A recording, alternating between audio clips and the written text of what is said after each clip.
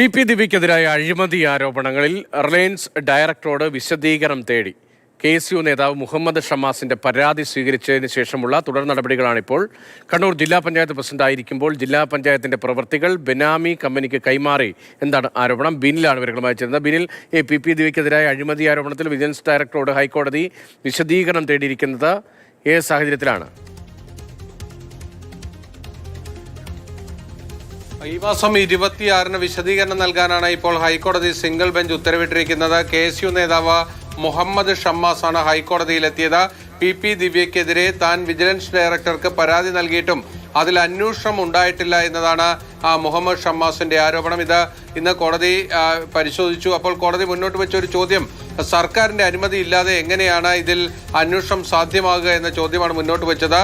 കഴിഞ്ഞ ഫെബ്രുവരിയിലാണ് മുഹമ്മദ് ഷമ്മാസ് വിജിലൻസ് ഡയറക്ടർക്ക് പരാതി നൽകിയത്. പക്ഷേ ആ പരാതിയിൽ തുടർ നടപടികൾ ഉണ്ടായിട്ടില്ല എന്നതാണ് ആരോപണം.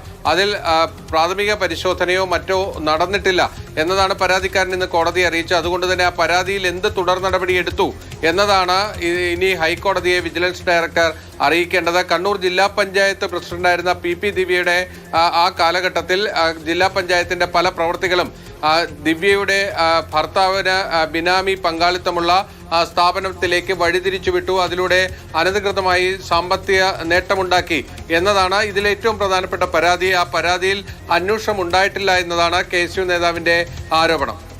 ശരി, പി ദിവ്യക്കെതിരായ പരാതിയാണ്. ജില്ലാ പഞ്ചായത്ത് അധ്യക്ഷയായിരിക്കെ പല ബിനാമി ഇടപാടുകളും മറ്റൊരു കമ്പനിയുടെ പേരിൽ, മറ്റൊരു സ്ഥാപനത്തിന്റെ പേരിൽ, ഭർത്താവിന്റെ നേതൃത്വത്തിലുള്ള സ്ഥാപനത്തിന്റെ പേരിൽ നടത്തിയെന്നടക്കമുള്ള പരാതികളിലാണ് ഇപ്പോൾ വിജിലൻസ് ഡയറക്ടറോട് ഹൈക്കോടതി വിശദീകരണം തേടിയിരിക്കുന്നത്. ബിനിലാണ് വിവരങ്ങൾ നൽകിയത്.